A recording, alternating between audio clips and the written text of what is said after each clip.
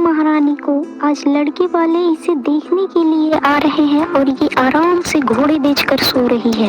मेहमान आने वाले हैं, घर में इतना सारा काम पड़ा है, समझ नहीं आ रहा है कि मैं क्या क्या करूं, और ये आराम से सो रही है। क्या माँ, तुम भी ना सुबह सुबह शुरू हो जाती हो? अभी 8 ही तो बजे हैं और सोने दो मुझे। देख दिव्या, अगर तुम नहीं उठी ना तो देख ले ये चप्पल, इसी चप्पल से मैं तेरी गाल लाल कर दूंगी। क्या माँ, तुम भी ना सुबह की गहरी नींद का मजा ही खराब कर देती हो। लो उठ गई, बोलो क्या काम करना है? घर की साफ सफाई करनी है और मेहमानों के लिए नाश्ता तैयार करना है। दिव्या एक बहुत ही खूबसूरत लड़की थी और साथ ही साथ अपने माँ पापा की लाडली भी थी। दिव्या के पिता महेश एक बिजनेसमैन थे। उनके पास पैसों की कोई कमी नहीं थी, इसलिए वो दिव्या की शादी एक बड़े और अच्छे खानदान में करना चाहते थे। शाम में दिव्या को लड़के वाले देखने के लिए आने वाले थे, इसलिए दिव्या और उसकी माँ सपना मिलकर मेहमान नवाजी की सारी तैयारियां करती हैं। दिव्या, अब सारा काम हो चुका है, जाकर तू जल्दी से तैयार हो जा, लड़के वाले तुझे देखने आ ही रहे होंगे। ठीक है माँ, मैं तैयार हो जाती हूँ। दिव्या तैयार होने जा ही रही थी कि तभी उसकी दोस्त सौम्या आती है। आंटी जी, आज दिव्या को मैं तैयार करूँगी। ठीक है बेटा, तुम इसे कमरे में ले जाकर जल्दी से तैयार कर दो। ये ले दिव्या, जल्दी से कपड़े पहन कर आ, आज मैं तुझे सजाऊंगी। सौम्या मेरी बहन, मुझे सजने संवरने की कोई जरूरत नहीं है, क्योंकि जो लड़का मुझे देखने आ रहा है वो ऐसे ही मुझ पर फिदा हो जाएगा, क्योंकि मैं हूँ ही इतनी खूबसूरत। अपने चेहरे पर इतना गुमान, चल कोई बात नहीं, बस किसी की नजर ना लगे तेरे इस चांद से चेहरे को। अब जा जल्दी से ये कपड़े पहन कर आ। कुछ देर बाद दिव्या की माँ आकर बोलती है, दिव्या तू तैयार हो गई ना, लड़के वाले आ चुके हैं, चल पापा तुझे वहाँ बुला रहे हैं। इसके बाद सपना दिव्या को लड़के वालों के सामने लाती है। दीपक दिव्या को पहली नजर में देखते ही पसंद कर लेता है और अपनी माँ से बोलता है, ये तो बिल्कुल चांद का टुकड़ा है, मैंने जितना सोचा था ये उससे भी ज्यादा खूबसूरत है। माँ, मुझे लड़की पसंद है।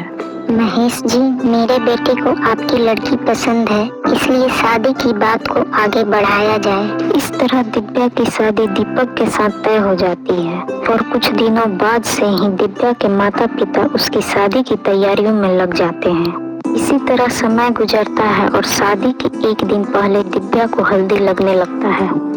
हल्दी की ही रात में जब सपना घर आए मेहमानों के लिए खाना बना रही थी, तभी दिव्या किचन में आती है। माँ, क्या कर रही हो? बेटा, मैं तुम्हारी मासी के साथ मिलकर घर आए मेहमानों के लिए खाना बना रही हूँ। माँ, मैं भी तुम्हारी मदद कर दूँ? नहीं बेटा, हल्दी चढ़ने के बाद लड़कियाँ कोई काम नहीं करती हैं। ऐसा क्यों माँ? क्योंकि अपशगुन होने का डर रहता है। मासी, मैं ये सब नहीं मानती हूँ, अपशगुन वगैरह। बस आज ही भर में मैं अपनी माँ की मदद कर पाऊंगी, कल के बाद तो मैं ससुराल ही चली जाऊंगी।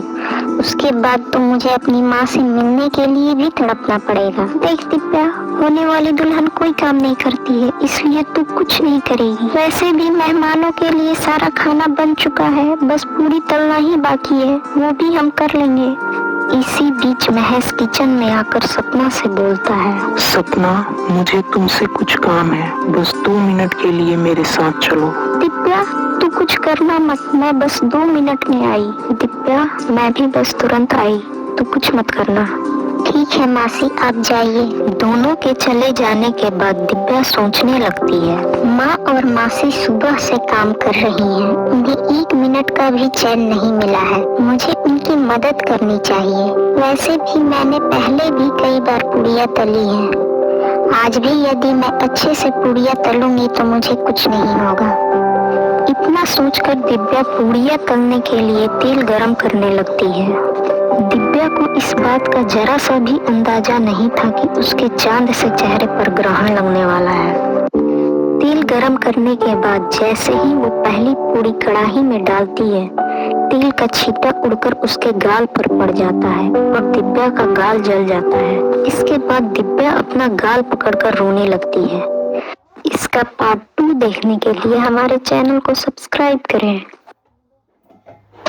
I can throw it back, yeah. Everything I do, I'm getting hella bands. I know that I'm wrong, but I won't. For not going empty-handed last minute, Blinkit. India's last minute app.